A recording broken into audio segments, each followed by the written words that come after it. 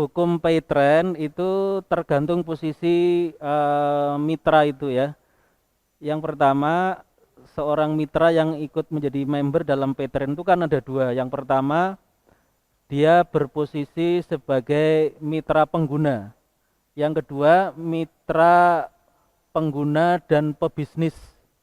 Jadi kalau mitra pengguna itu seseorang yang mengikuti Paytrend itu dia hanya menggunakan aplikasi tapi tidak mencari atau tidak merekrut anggota-anggota yang lain untuk bergabung dengan Paytrend. Jadi hanya menggunakan aplikasi saja.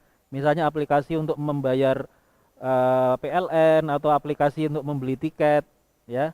Lalu ada yang kedua, mitra pengguna sekaligus pebisnis.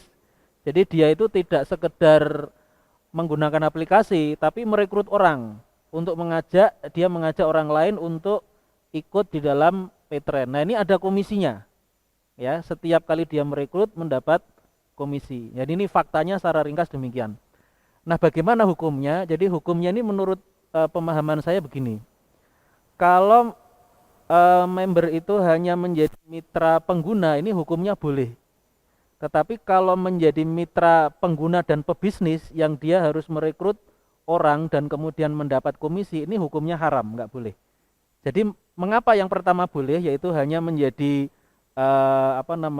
pengguna saja, tidak merekrut orang kemudian mendapat komisi, karena yang boleh ini didasarkan pada hukum bolehnya akad ijaroh.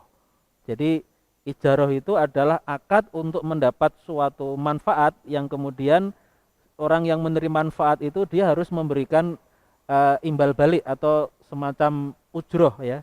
Nah, jadi uang yang dibayarkan sekian ratus ribu itu untuk membeli aplikasi, kemudian dia mendapat manfaat berupa aplikasi itu bisa dimanfaatkan untuk melakukan pembayaran-pembayaran. Nah, kalau seperti ini hukumnya boleh. Seseorang berkedudukan di Paytrend sebagai pengguna saja. Tetapi ketika berkedudukan sebagai pengguna sekaligus pebisnis, yaitu dia mencari mitra kemudian mendapat komisi, nah ini menurut saya haram. Kenapa kok haram? Karena di sini terjadi yang namanya multi akad atau hybrid contracts. Ada double akad. Di mana satu akad ini menjadi syarat bagi akad yang lain, yaitu apa?